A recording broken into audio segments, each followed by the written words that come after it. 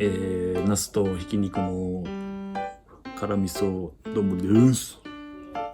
味噌汁はわかめと豆腐と白菜です。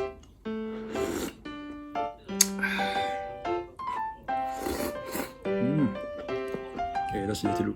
ちょ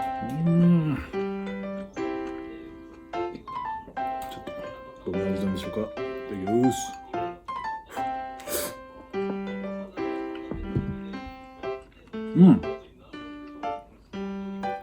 うまい。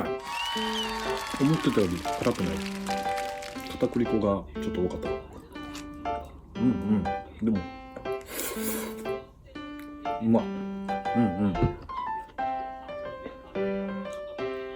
麻婆ナスみたいな感じかな。